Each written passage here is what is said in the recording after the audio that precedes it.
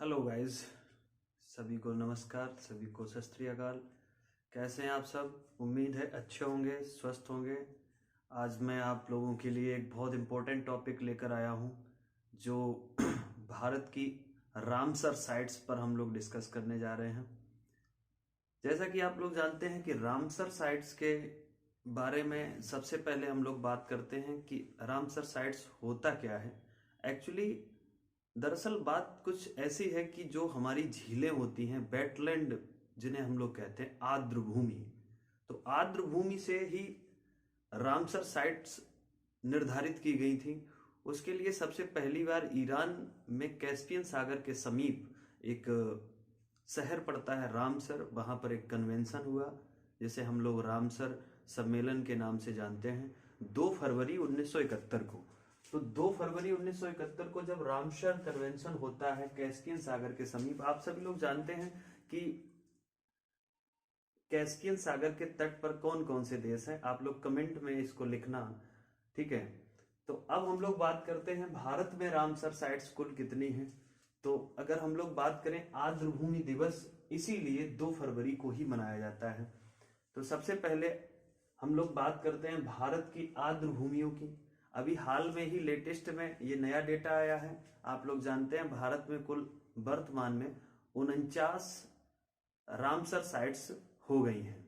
तो अगर हम रामसर साइट्स बोलें तो आप समझ जाना वेटलैंड, और बहुत सारे वेटलैंड्स ऐसे हैं जो रामसर कन्वेंशन में ऐड नहीं है। तो भारत में बहुत सारे वेटलैंड हैं, लेकिन उनमें से 49 वेटलैंड ऐसे हैं जो रामसर कन्वेंशन में ऐड कर दिए गए हैं। अभी तक 47 थे। अभी हाल ही का डेटा है जो इस वर्ष 2022 में 2 नए इंक्लूड हुए हैं। उसके साथ मैं आपको एक एक करके सभी रामसर साइट्स के बारे में बताता हूं, और कौन सी रामसर साइट्स कहां पर है और कब शामिल हुई, ये सारे फैक्ट हम लोग कवर करते हुए चलेंगे। सबसे पहले हम लोग बात करते हैं कि रामसर साइट्स सबसे पहले घोषित कब हुई थी। तो भारत में सबसे पहली रामसर साइट्स 1981 में डिक्लेयर की गई थी। तो जब पहली बार रामसर साइट्स डिक्लेयर की गई तो 2 कौन कौन सी, पहली थी चिल्का, दूसरी थी केवला देव। दोनों ही आप लोग जानते हैं, चिल्का उड़ीसा में है और केवला देव राजस्थान में है। इसके बाद 1990 में 4 और रामसर साइट्स डिक्लेयर हुई। ये 4 रामसर साइट्स के नाम इस प्रकार से हैं: लोकटक झील, गूलर झील, हरके झील, सांबर झील। जैसे कि आप लोग जानते हैं, लोकटक झील जो है ये मणिपुर राज्य में है और गूलर झील जम्मू कश्मीर में है। इसी प्रकार से अगर हम लोग बात करें हरके झील के बारे में, तो हरके बांध मैंने आपको पढ़ाया है। हरके बांध मैंने आपको पढ़ाया है, आपको बताया है कि सतलज और जब ब्यास नदी जहां पर दोनों जुड़ती हैं, जहां संगम करती हैं, वहीं पर हरके बांध है। और हरके बांध के समीप ही जिस कृत्रिम झील का निर्माण किया गया है उसे हरके झील कहते हैं। तो इससे ये जानकारी मिलती है कि हरके झील किस राज्य में होगी, पंजाब में होगी। तो मैं यहाँ पर शॉर्ट में लिखता चल रहा हूँ, ये मणिपुर में है, ये J&K में है, आप लोग जानते हैं इसके बारे में। और हरके झील जो है ये पंजाब राज्य में है। और सांबर झील की बात करें, ये तो बहुत फेमस झील है, इसके बारे में क्या बताएं, आप लोग सभी जानते हैं। तो इसमें बस ये ध्यान रखना है कि लोकटक, गूलर, हरके, सांबर ये 1990 में इंक्लूड की गई थी, जबकि चिल्का और केवला देव, चिल्का पहली रामसर साइट्स है। ये ध्यान रखना, कई बार एग्जाम में सीधा सीधा प्रश्न आता है कि भारत की पहली रामसर साइट्स कौन सी थी। तो ध्यान रखना, चिल्का झील भारत की पहली रामसर साइट्स है। उसके बाद हम लोग चलते हैं 2002 में। 2002 में कुल 13 रामसर साइट्स डिक्लेयर की गई, रामसर साइट्स में जोड़ा गया। तो कौन कौन से वेटलैंड जो थे जिन्हें रामसर साइट्स में जोड़ा गया, तो सबसे पहला है कंजली, ये पंजाब में है, कंजली पंजाब में है। उसके बाद रोपड़ पंजाब में है। कोलेरू, कोलेरू के बारे में आप लोग जानते हैं, कोलेरू झील कहां पर है। इसमें आप ध्यान रखेंगे कोलेरू झील के बारे में, कोलेरू झील का अधिकांश भाग किसमें है, अधिकांश भाग तमिलनाडु में है, लेकिन इसका राजनीतिक अधिकार इस झील पर आंध्र प्रदेश का है। इसी कोलेरू झील में आप लोग जानते हैं एक बहुत बेहतरीन द्वीप है जिसे हम लोग श्रीहरिकोटा द्वीप के नाम से जानते हैं। श्रीहरिकोटा द्वीप पर ही भारत ने अपना, या हम कह दें इसरो ने अपना, इंडियन स्पेस रिसर्च ऑर्गेनाइजेशन ने अपना अंतरिक्ष केंद्र लगा रखा है, जिसे डॉक्टर सतीश धवन अंतरिक्ष केंद्र के नाम से जाना जाता है। ठीक है, तो हम यहाँ तक पहुंच गए कोलेरू। उसके बाद दीपोर बील। दीपोर बील बहुत इंपॉर्टेंट है, ये सीधा सीधा मिलान करने के लिए आता है सिविल सेवाओं में। दीपोर बील असम राज्य के अंतर्गत आता है। उसके बाद अगर हम लोग बात करें पोंग झील, पोंग झील या पोंग बांध, ध्यान रखना, पोंग जो है ये हिमाचल प्रदेश में है।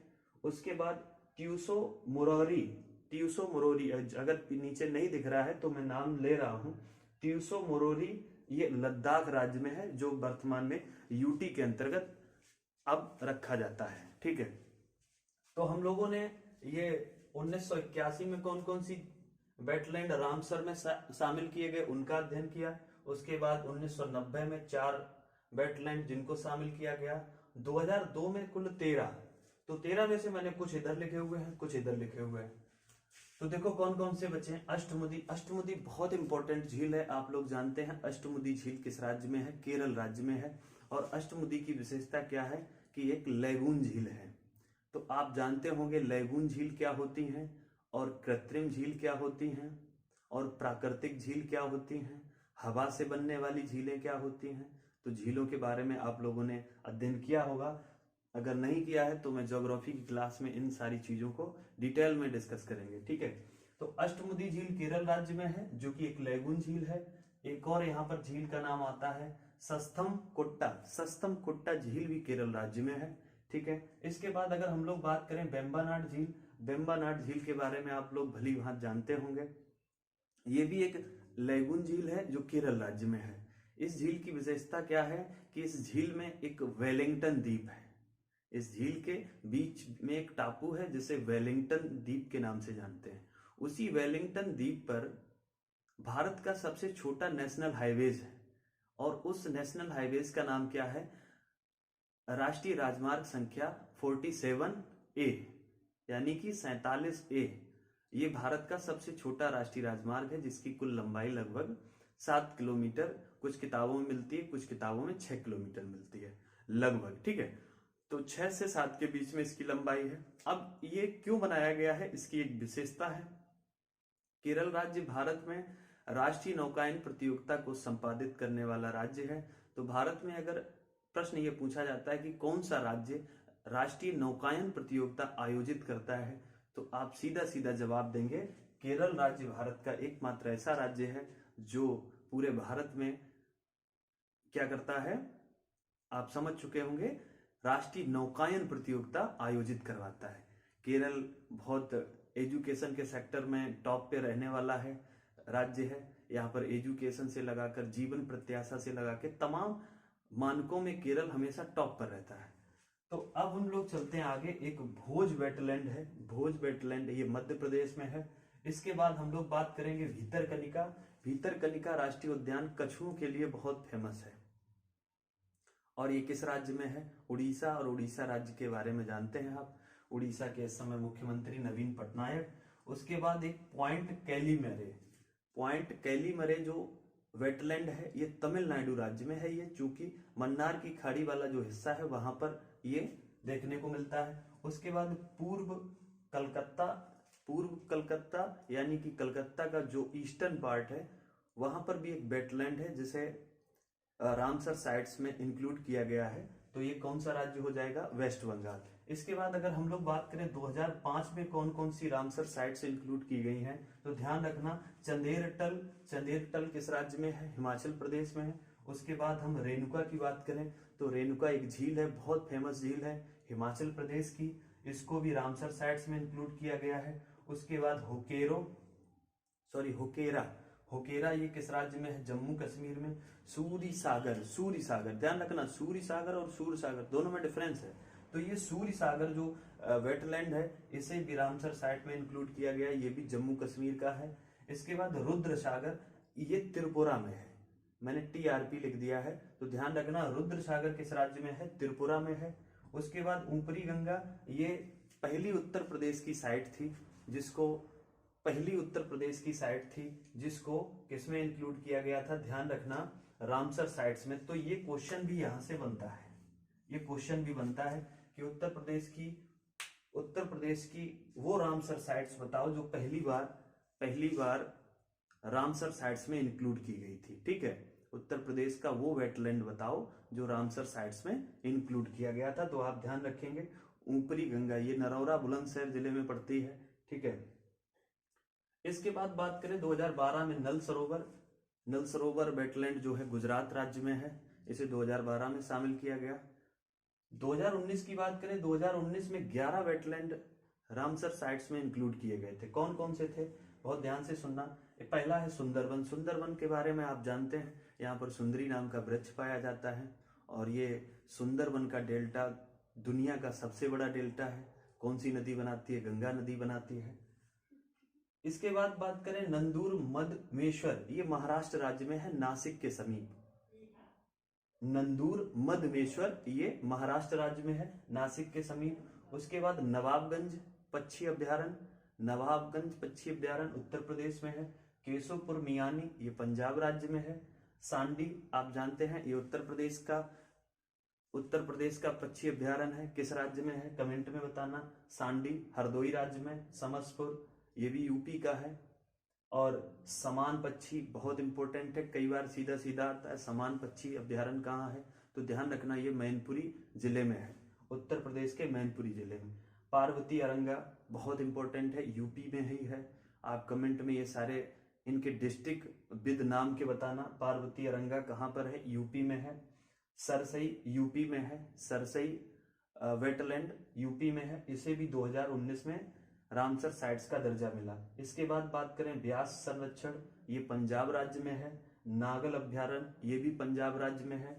ठीक है, 2020 में कुल 5 वेटलैंड शामिल किए गए थे रामसर साइट्स में। तो कौन कौन से थे, पहला था आसन रिजर्व उत्तराखंड में, एक था कावरतल बिहार राज्य में, लोनार झील महाराष्ट्र राज्य में, सुर सरोवर ये बहुत इंपॉर्टेंट, सुर सरोवर पे आप लोग टिक कर लेना, क्योंकि ये इसलिए पूछा जाता है, अभी सीधा सीधा पूछा गया था डीएचओ के पेपर में और भी तमाम पेपर में, कीथम झील कहाँ पर है।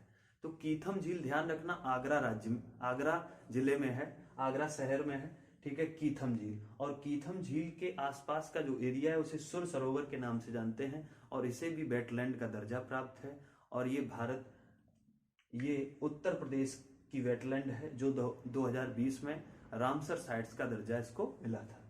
इसके बाद त्रिशोकर ये कहाँ की झील है, त्रिशोकर लद्दाख की है, लद्दाख जानते हैं आप, यूटी में शामिल हो चुका है।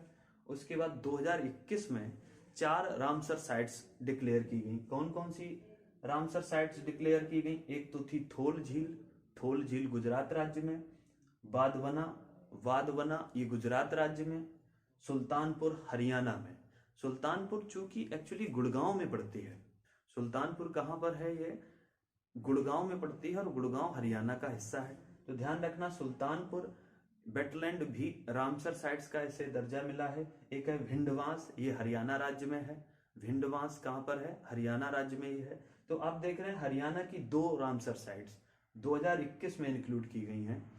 इसके बाद जो सबसे मोस्ट इंपॉर्टेंट वाला पार्ट है वो ये कि 2022 में कौन कौन सी इंक्लूड की गई हैं।